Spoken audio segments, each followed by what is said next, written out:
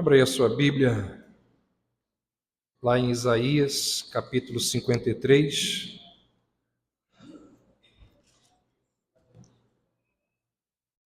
Isaías 53. Nos nossos momentos aqui de celebração da ceia, nós temos já há 3 meses, hoje é o 4º, meditado no texto de Isaías 53, como base para podermos celebrar juntos a ceia do Senhor. Na última vez, nós paramos no verso 6 e hoje vamos ler aqui os versos 7, 8 e 9. Isaías 53, de 7 a 9, diz assim: Ele foi oprimido e humilhado, mas não abriu a boca. Como cordeiro foi levado ao matadouro, e como ovelha muda perante os seus tosquiadores, ele não abriu a boca. Por juízo opressor foi arrebatado, e de sua linhagem, quem dela cogitou? Porquanto foi cortado da terra dos viventes, por causa da transgressão do meu povo foi ele ferido. Designaram-lhe a sepultura com os perversos, mas com o rico esteve na sua morte. Posto que nunca fez injustiça, nem dolo algum se achou em sua boca. Bons comentaristas bíblicos dizem que quando Isaías escreveu esse capítulo, ele estava ali aos pés do Gólgota. Esses comentaristas, eles vão dizer que Isaías 53, ele é o capítulo central, mais profundo e mais elevado que a profecia do Antigo Testamento já alcançou. Dizem eles que Isaías 53 é o coração da escritura hebraica.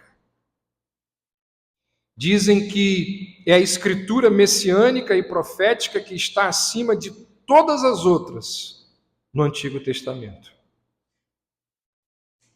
Não por acaso, Isaías 53 tem sido um dos principais textos bíblicos, um dos principais capítulos usados por Deus para derreter aquela crosta do coração de muitos judeus.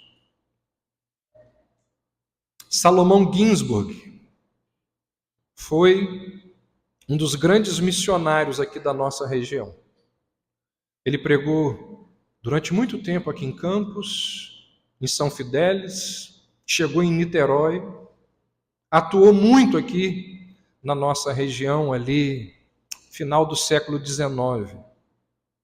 Em 1894 ele foi preso em São Fidélis durante 10 dias, preso por pregar o Evangelho. Foi ele quem fundou o Seminário Batista do Norte, que é o segundo, assim, talvez os 2 maiores do Brasil sejam o do Norte e o do Sul. Foi ele que fundou várias igrejas no Brasil. Por exemplo, igrejas grandes como a primeira Igreja Batista de São João de Meriti, a Igreja Batista de Penedo, em Alagoas, foi ele quem fundou. Para você ter a dimensão da envergadura desse homem, você já ouviu falar do cantor cristão. Pois bem, foi ele que criou o cantor cristão. Salomão Ginsburg era judeu. Na sua infância, ele chegou até o pai, que era um rabino, e o questionou sobre Isaías 53. Sabe qual foi a resposta do pai para ele? Um tabefe no meio da cara. Por causa disso, ele foi deserdado, acabou indo para a Inglaterra. Lá na Inglaterra ele foi evangelizado, converteu-se ao cristianismo, foi ser missionário em Portugal. Lá em Portugal ele escreveu um folheto extremamente polêmico contra o catolicismo, foi perseguido e precisou fugir.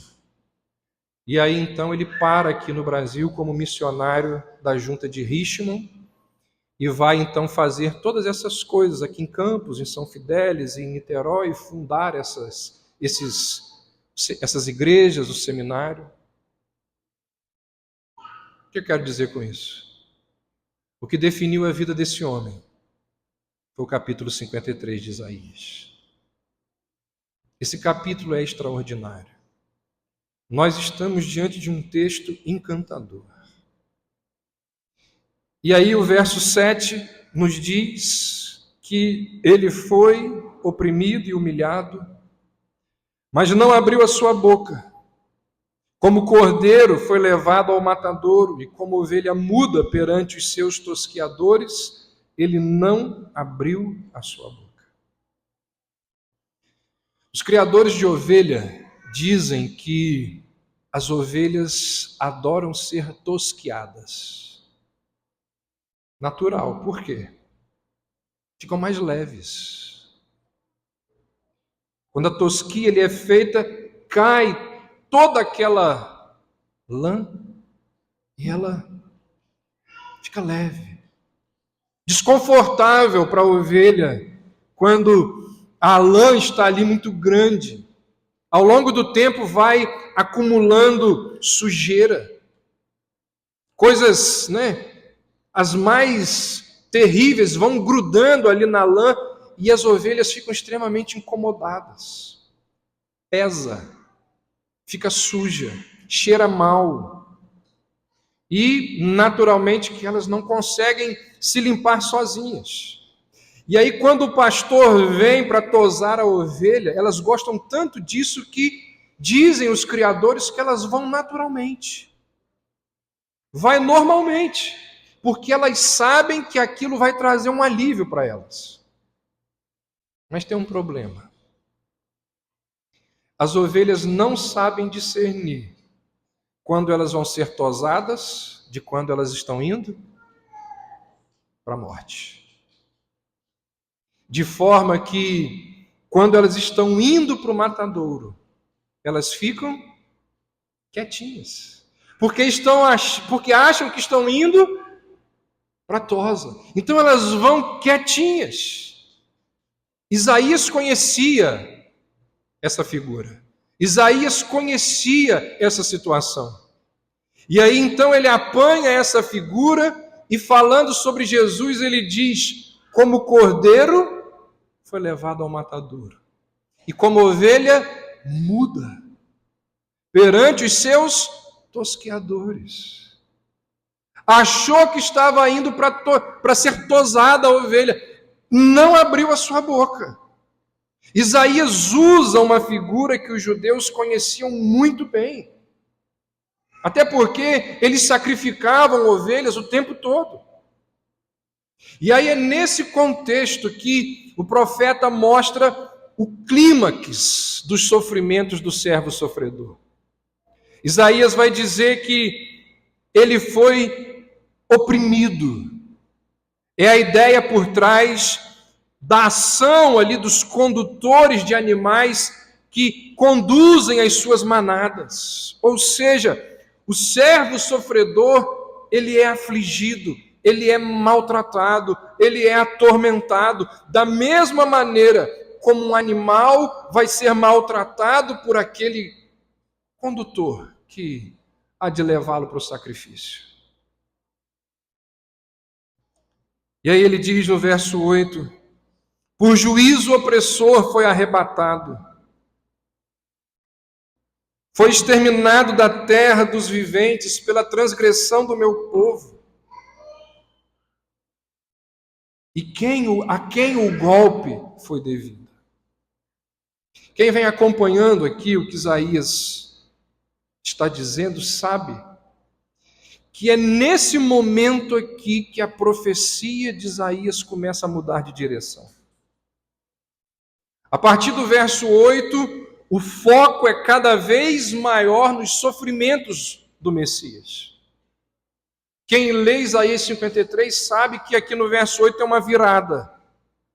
E a partir de agora, Isaías vai falar dos sofrimentos do Messias. E o resultado natural de todo aquele sofrimento é a morte. Então esse verso, ele nos fala diretamente da morte do Senhor. Olha aí, ele diz que a opressão é resultado da injustiça. O julgamento é o veredito. A expressão "e foi levado" diz respeito ao fato de que ele é entregue para ser executado. Os soldados romanos vão lá, o apanham e o entregam para ser executado. Depois Isaías, ainda no verso 8, vai utilizar uma expressão tipicamente judaica. Ele diz que Jesus foi exterminado da terra dos viventes. É uma expressão que aparece corriqueiramente ao longo do Antigo Testamento. É uma maneira dramática de dizer que alguém foi assassinado. E aqui nós temos um detalhe muito interessante. Entre os judeus, quando alguém era acusado de um crime que seria punido pela morte, era exigido um período de 40 dias entre o julgamento e a execução. E isso acontecia para que outras pessoas pudessem se manifestar. Isso acontecia para que outras pessoas tivessem a possibilidade de defender a inocência daquela pessoa que estava sendo acusada. Só que nós sabemos que nada disso aconteceu com Jesus. Foi julgado de madrugada e morto na tarde daquele mesmo dia. Onde estavam aqueles 40 dias? Por que os judeus violaram essa regra? O Sinédrio, que era o tribunal de Israel, a Bíblia não conta isso, mas a história mostra. O Sinédrio fez uma declaração sobre essa questão. E eles declararam, eles escreveram, eles deixaram para a história. Entrou no Talmud, aquele conjunto de livros sagrados dos rabinos judeus.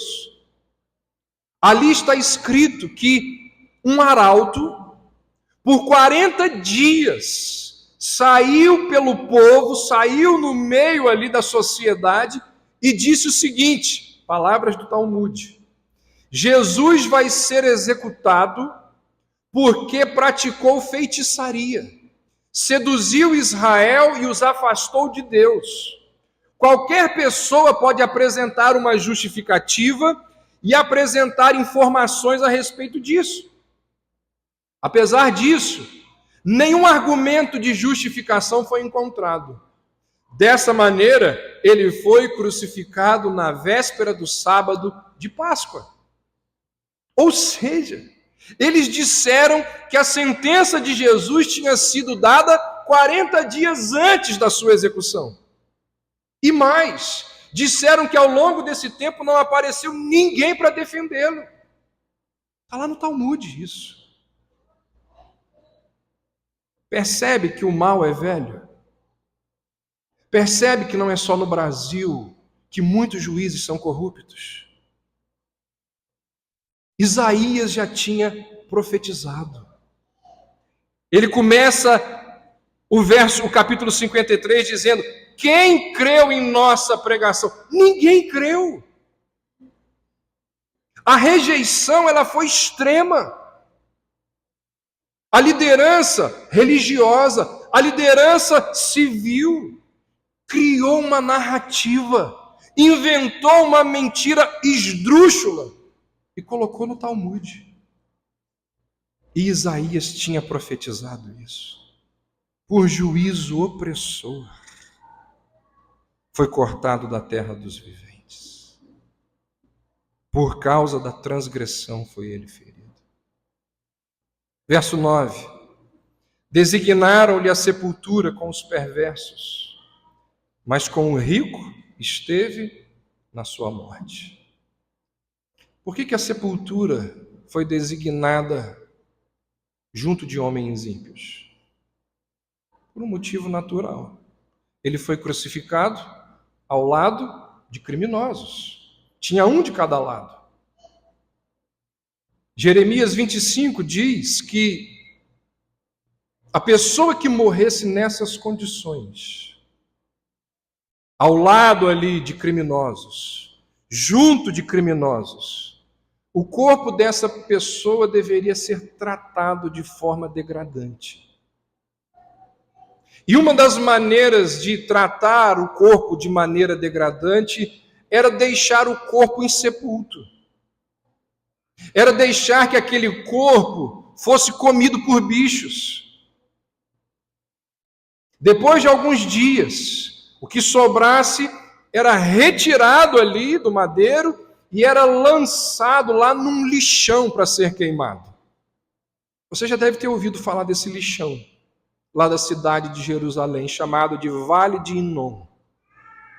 Ali tinha um fogo que nunca se apagava. Por quê? Porque as pessoas estavam constantemente jogando ali os seus lixos.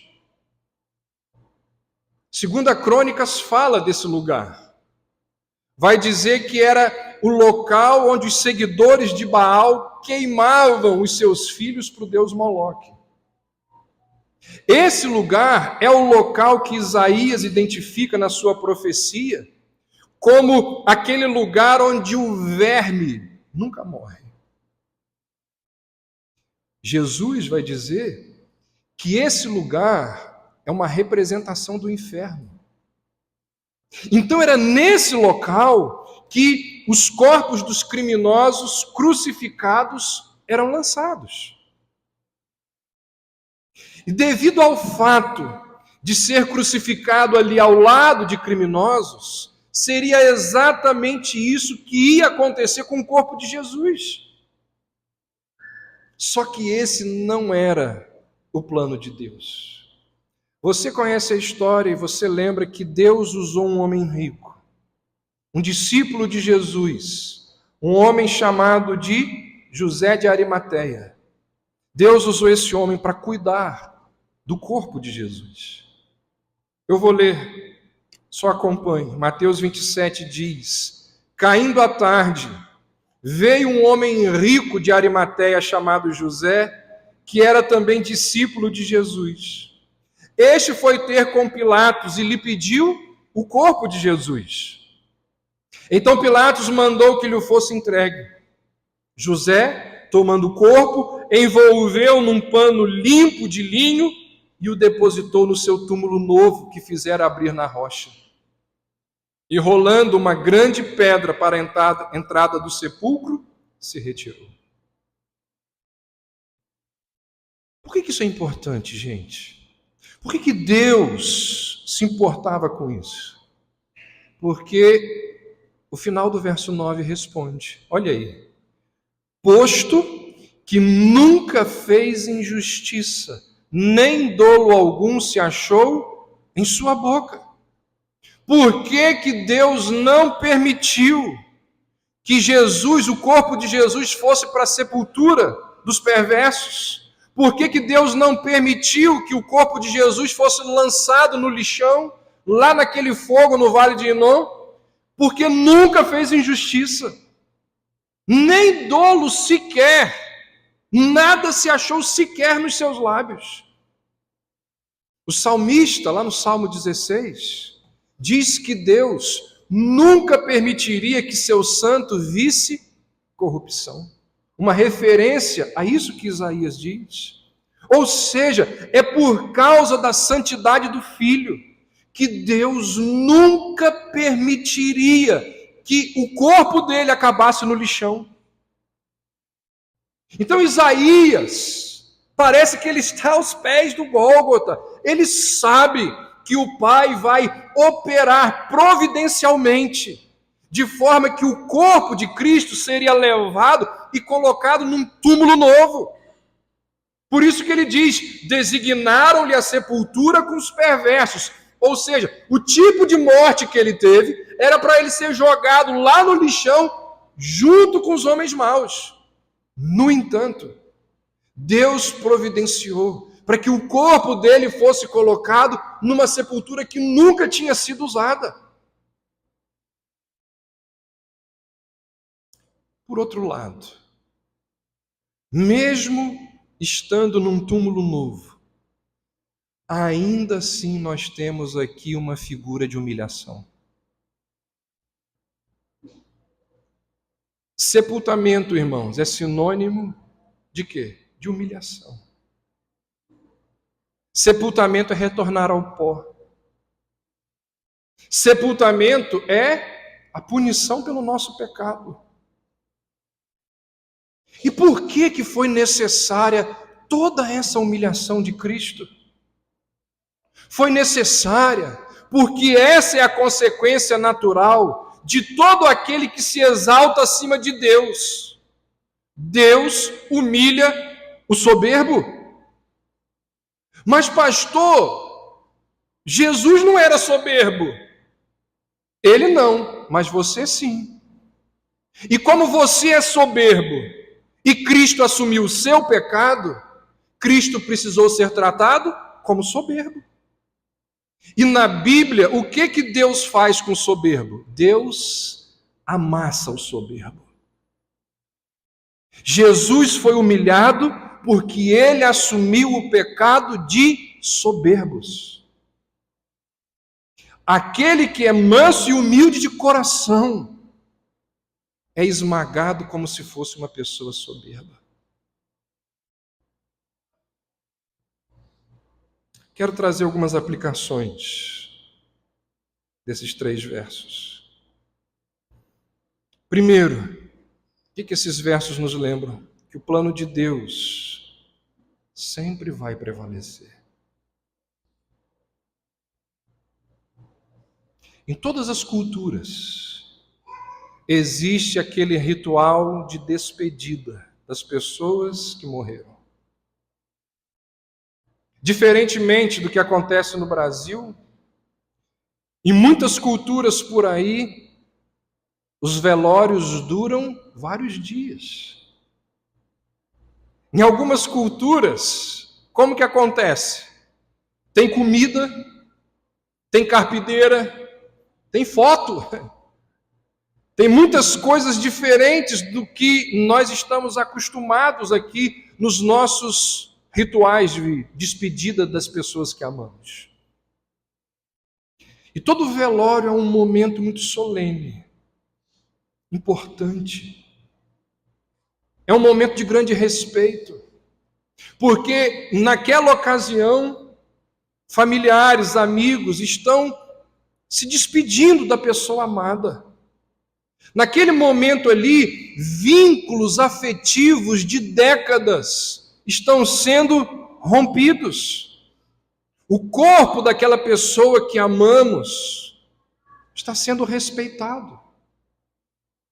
De forma que uma das maiores desgraças que pode acontecer a uma família é não ter a oportunidade de sepultar o corpo da pessoa amada. Vocês já pararam para pensar que isso aconteceu com milhões de pessoas ao redor da história? Quantos milhões de soldados que nas guerras morreram e não puderam ter os seus corpos devolvidos às suas famílias? Pelo contrário, eles foram lá empilhados, um em cima do outro ali para serem queimados, numa situação extremamente vexatória. Sepultamentos são rituais muito importantes.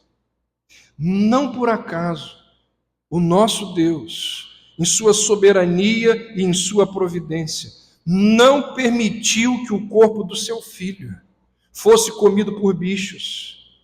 Não permitiu que o corpo do seu filho terminasse num lixão. Deus, em soberania e providência, ele fez com que o corpo de Cristo tivesse um enterro honroso, digno. Até porque, preste atenção nisso, é através do sepultamento de Cristo que fica provado que ele Morreu. Quem estuda a história da igreja sabe que ao longo dos séculos, muitas heresias foram levantadas, baseadas na mentira de que Jesus não morreu. Por isso que o sepultamento de Cristo, ele é tão importante para o Evangelho como a morte de Cristo. É porque a gente não atina para isso muitas vezes. O sepultamento de Cristo é algo importantíssimo, porque mostra, revela que ele de fato morreu. Tomba por terra as heresias que dizem que Jesus simplesmente dormiu e não morreu.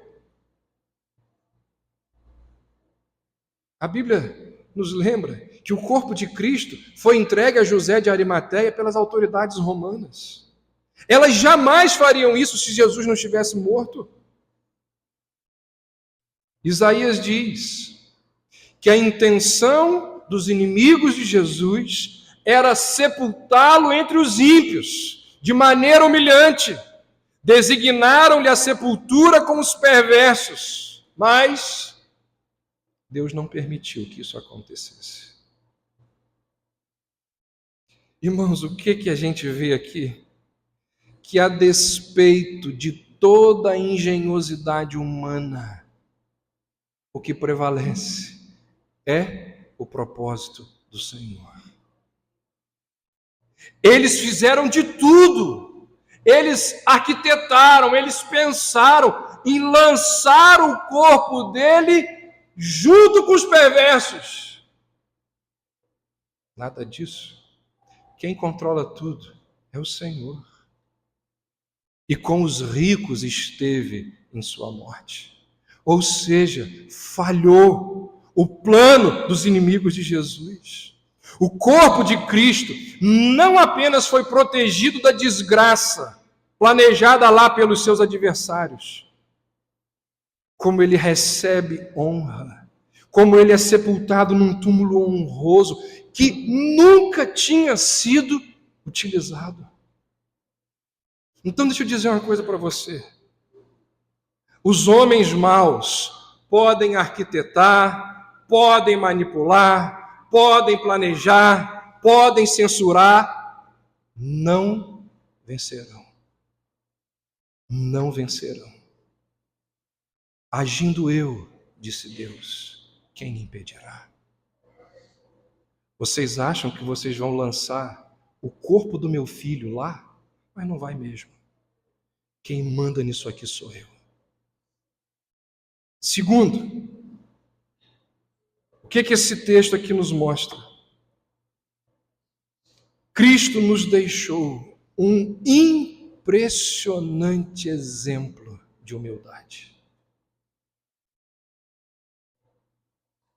Isaías diz que Jesus foi para a cruz de forma silenciosa. Ele foi oprimido e humilhado, mas não abriu a sua boca. Você conhece a história. Jesus não discute com Pilatos. Jesus não debate com Herodes. Jesus não diz absolutamente nada para Caifás, para Anás. Ele não se defende, ele não argumenta, ele não tenta persuadir. Nós não encontramos no registro bíblico nenhuma reclamação, nenhum protesto da parte de Jesus. Se você olhar aqui em Isaías 53, você não encontra uma expressão, uma frase, uma palavra pronunciada pelo crucificado. Não tem nada. Como uma ovelha muda foi levada ao matadouro. Ele é o sofredor silencioso. Não abre a boca. Só que, diferentemente da ovelha, ele sabe que está indo para a morte. Por isso que o silêncio dele é surpreendente.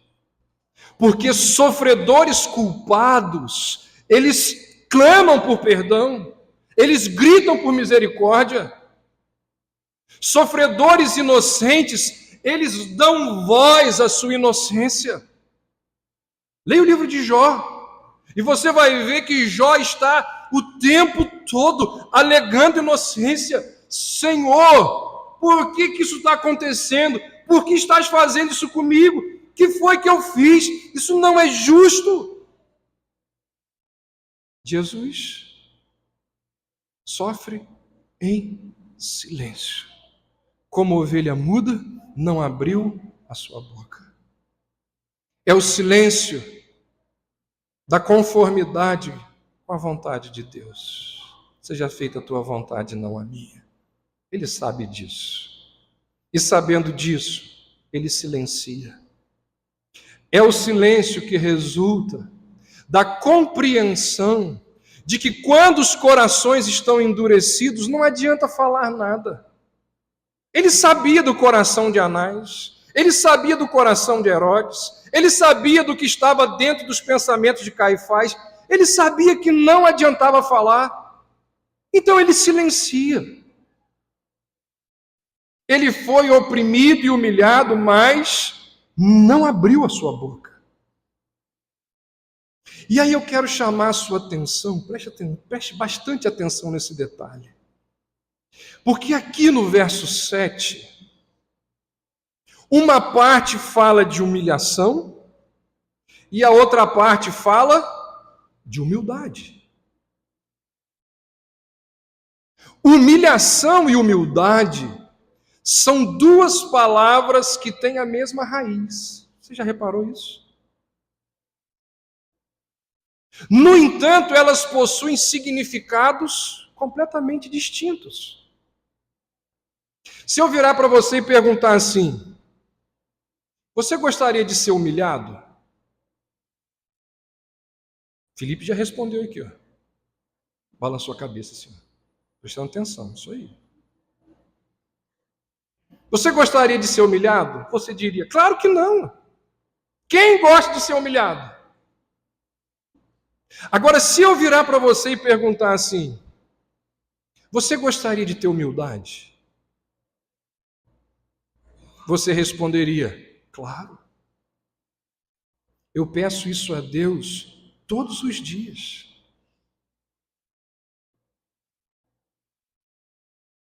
Nós queremos humildade, mas nós não queremos humilhação. E elas vêm da mesma raiz. E tem algo significativo e muito importante a ser aprendido aqui. Neste mundo, homens podem ser humilhados sem serem feitos humildes. Isso acontece o tempo todo com muitas pessoas. Gente humilhada que ainda assim permanece arrogante. Por outro lado, não tem como ser humilde sem ser humilhado. Não tem como. Humildade não é resultado de uma vida mansa, de uma vida tranquila. Aprenda isso. Humildade, ela é forjada em meio a uma vida de humilhação. Deus, ele nos ensina a dependência dele no momento em que nós somos amassados por ele. Portanto, quando você ora pedindo humildade, saiba que isso vai acontecer diante de alguns dissabores. Todas as pessoas que querem humildade, elas serão humilhadas. Deus usa a humilhação dos seus servos para ensiná-los humildade. Paulo foi arrebatado ao terceiro céu, ouviu e viu coisas impressionantes. Logo depois, o que aconteceu? Ele vai dizer assim: para que eu não me ensoberbecesse, Deus me deu um espinho na carne. Aí Paulo vai lá, ora 3 vezes e pede: Senhor, tira esse espinho. Mas Deus deixa lá o espinho e com o tempo, Paulo vai dizer assim: agora eu entendo. que o poder de Deus se aperfeiçoa na minha fraqueza. Agora eu entendo que a humildade a ser produzida em mim vem através da humilhação. Irmãos, não é diferente com a gente. Deus, ele vai moldando o nosso caráter quando ele nos humilha. Quando ele nos faz perder coisas para valorizar aquilo e aquele que é imperdível. Terceiro, o que esse texto nos mostra? Que com a morte de Cristo tem fim a vergonha e o desprezo. Essa passagem, exatamente essa passagem de Isaías 53, de 7 a 9, versos 7, 8 e 9, esses 3 versos, eles são citados no Novo Testamento 2 vezes. Quero levar você até lá, rapidinho. Abra aí, por favor, Atos capítulo 8.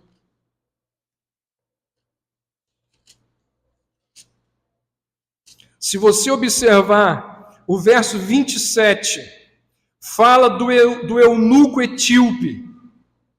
Quem foi esse homem? Alguém temente a Deus que foi adorar em Jerusalém. E aí, quando ele volta para casa, ele se encontra com Filipe. E Filipe encontra ele lendo o Antigo Testamento. Sabe qual é o texto que o etíope está lendo quando Filipe o encontra? Olha o que diz o verso 32.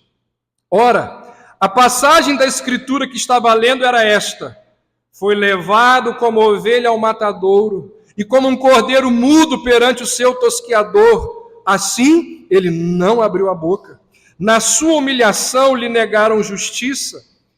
Quem lhe poderá descrever a geração? Porque da terra a sua vida é tirada. E aí, se você observar no verso 34, o eunuco quis saber quem era a pessoa a que o texto fazia referência. E Filipe responde, olha aí o verso 35.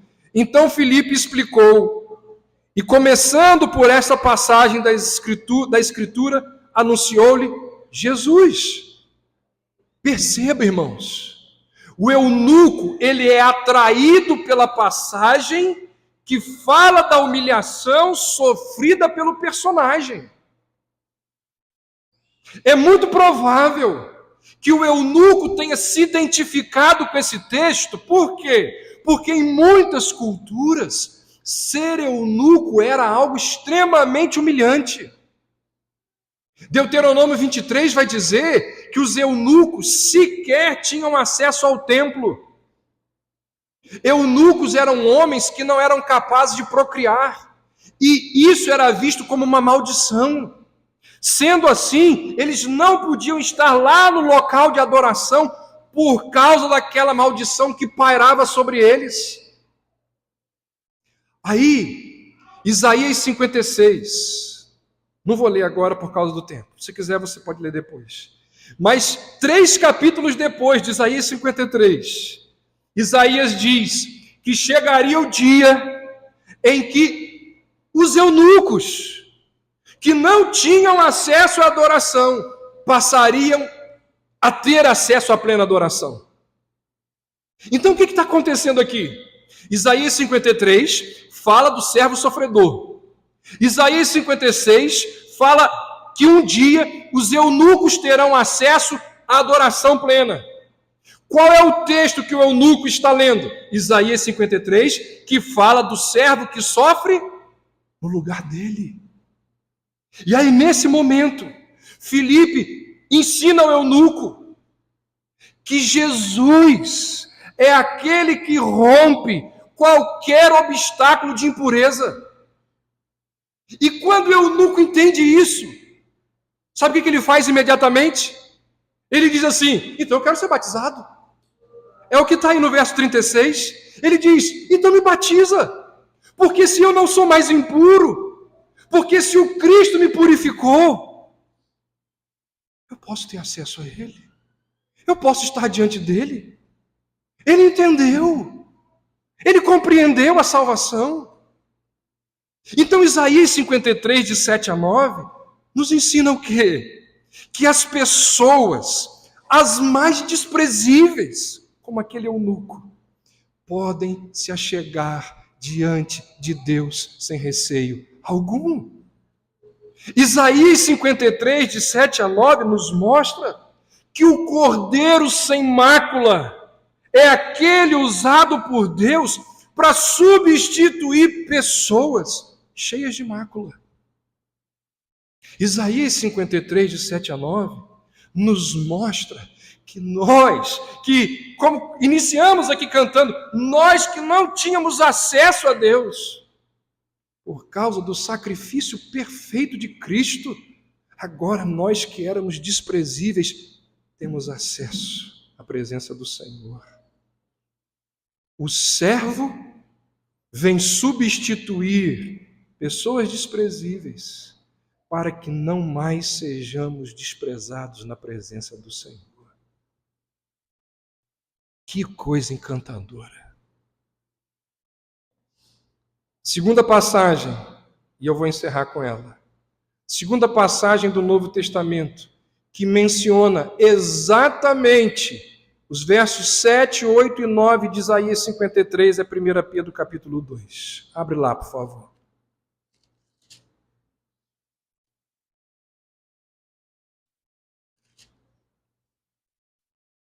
A partir do verso 20, Pedro vai tratar do tema do sofrimento. E para isso, ele cita Isaías 53, versos 7, 8 e 9. Olha o que diz aí os versos de 20 a 23. Pois que glória há, se pecando e sendo esbofeteado por isso, suportais com paciência? Se, entretanto, quando praticais o bem, sois igualmente afligidos e o suportais com paciência, isto é, grato a Deus. Porquanto, preste atenção, gente, preste atenção no que Pedro está dizendo aqui. Para isto mesmo fostes chamados. Pois que também Cristo sofreu em vosso lugar, deixando-vos exemplo para seguirdes os seus passos, o qual não cometeu pecado, nem dolo algum se achou em sua boca, pois ele, quando ultrajado, não revidava com ultraje, quando maltratado, não fazia ameaças, mas entregava-se àquele que julga retamente. Pedro aqui faz um convite que raras pessoas estão dispostas a aceitar. A grande maioria dos seres humanos não quer nem ouvir falar desse convite que Pedro faz. Qual é o convite? Ele nos convida a abraçarmos uma vida de sofrimento na imitação de Cristo.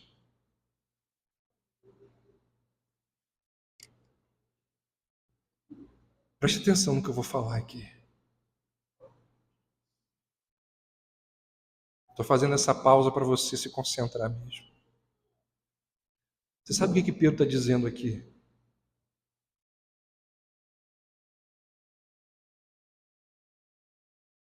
Que para quem é filho de Deus, sofrimento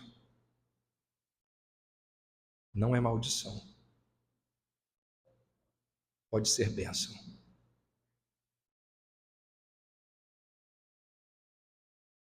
É algo completamente contrário do que tem sido anunciado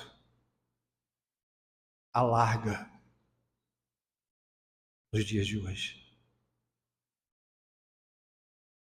Para ilustrar e fortalecer o seu argumento, Pedro vai usar o exemplo de Jesus. E aí, ele nos chama a sofrermos como Jesus sofreu. Não de maneira vicária, porque isso ninguém pode fazer. Isso é impossível a nós. Nós sofremos não para propiciação, mas nós sofremos para propagação. Porque o nosso sofrimento, de forma honrosa, propaga o Evangelho. Pedro vai dizer que se imitamos a Cristo, quando com paciência suportamos o sofrimento por causa do reino de Deus, isso é imitação de Cristo. Por que você está sofrendo assim, irmão? Vai lá, resgata a sua bênção. Vai lá, corre atrás. Se a razão do seu sofrimento, se o motivo pelo qual você está sofrendo é porque você está fazendo a vontade de Deus, Pedro diz assim: não rejeite, abrace. Olha o que ele diz, vou ler de novo no verso 12. Para isto, verso 21, para isto mesmo fostes chamados. Sabe o que isso significa? Que eu e você, nós temos uma vocação. Fostes chamados, tem uma vocação. Sabe qual é a minha e a sua vocação, dentre tantas outras? Sofrer injustamente por causa de Cristo.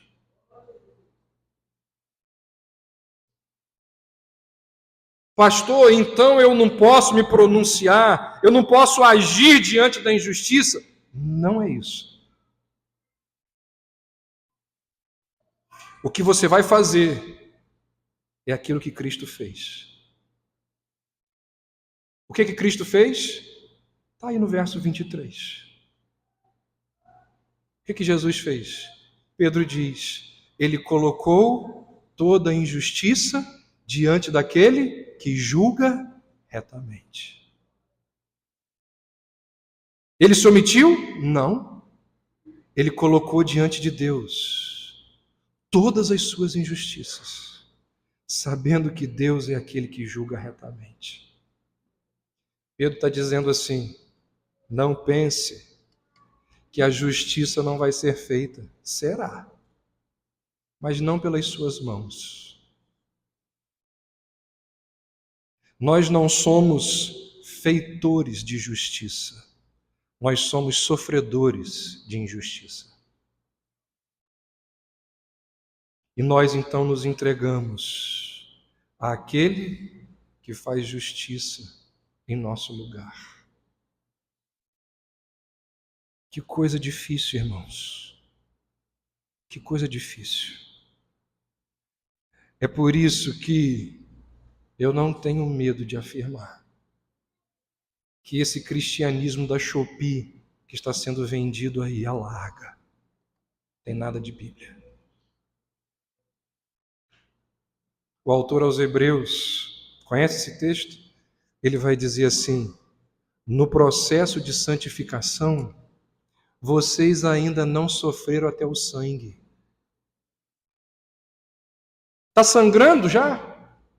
Porque para seguir a Cristo, não é mole não. Que Deus nos ajude, que Deus nos dê graça, porque nós somos chamados ao sofrimento. E eu garanto para você que aqueles que aceitam este convite, que abraçam esta vocação, recebem um consolo que nada nesse mundo é capaz de ofertar. Recebem dos céus graça, auxílio que nada neste mundo é capaz de oferecer. Que Deus nos ajude, que Deus nos abençoe e que essas verdades exaltem o Cordeiro de Deus e que ao celebrarmos a morte, lembremos a morte de Cristo, lembremos de todas essas verdades e que sejam elas a impulsionar a nossa mente e o nosso coração nesta hora. Amém.